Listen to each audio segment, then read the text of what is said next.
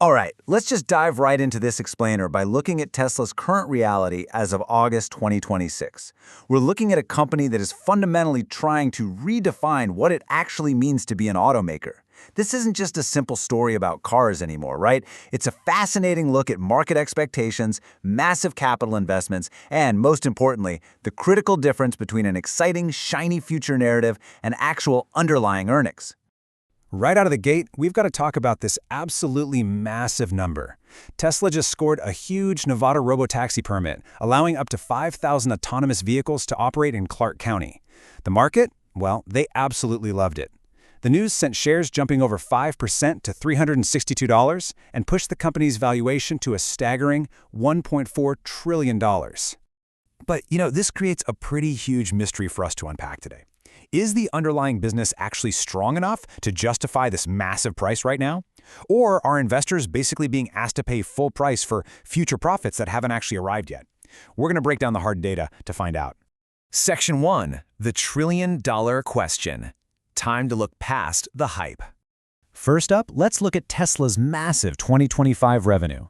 Make no mistake, they are undeniably a giant company. Generating nearly $95 billion in revenue, that shows the immense, undeniable scale of their current global operations. But here is the jarring reality check. That massive $94.8 billion in revenue, it only translated to $3.79 billion in net income attributable to common stockholders.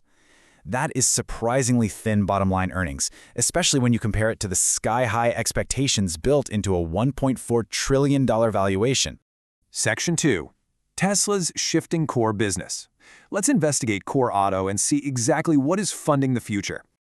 Just look at the steep drop in these numbers over the years. It brilliantly illustrates the problem with relying on the past to fund the future. From 2023 to 2025, Tesla's attributable net income plummeted roughly 75%.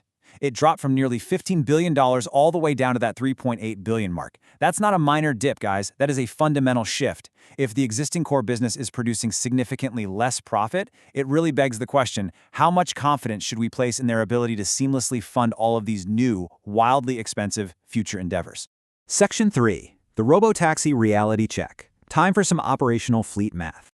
Okay, let's actually run the numbers on the 2,500 cars that current reporting says they're targeting within a year, rather than that full 5,000 permit ceiling. If each of those vehicles generates, say, $100 a day in gross revenue, that gives you about $91 million annually. Sounds pretty impressive at first glance, right? Now, what's super interesting here is what's missing from that $91 million figure. That number, that is purely gross revenue, meaning it's before insurance, charging infrastructure, maintenance, vehicle depreciation, fleet operations, regulatory costs, and unexpected downtime completely eat into those profits. The real question isn't whether robotaxis can make money. The question is whether they can make enough to materially change Tesla's overall corporate earnings. And remember, they aren't exactly walking into an empty room here. Waymo already has real, on-the-ground operating experience with roughly 3,900 active driverless vehicles across multiple U.S. markets. So Waymo has the operational experience, while Tesla has the future scale potential.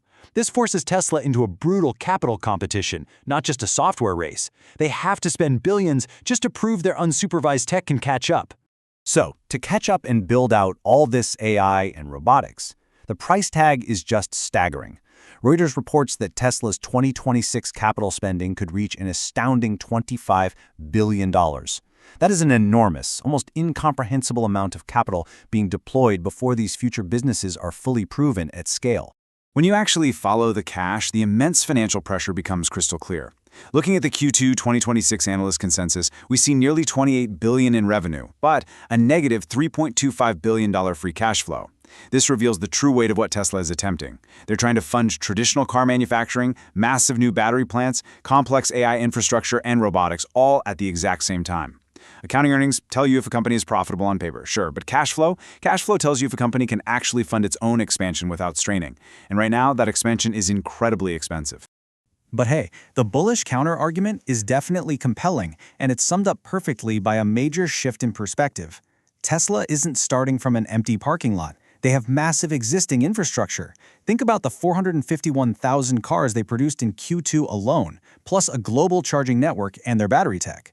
They are actively trying to evolve from just selling vehicles into a mobility platform and a software company that can monetize those exact same assets over and over again. But you've got to remember this crucial zero. Tesla pays a 0% dividend yield. You get absolutely zilch. That means, as an investor, you are given no cash cushion, no quarterly distribution, while you wait for this expensive, high-stakes growth story to materialize. You are purely betting that the company becomes vastly more valuable tomorrow rather than paying you anything today. Section 4. 3 possible Tesla futures. Let's construct some scenarios.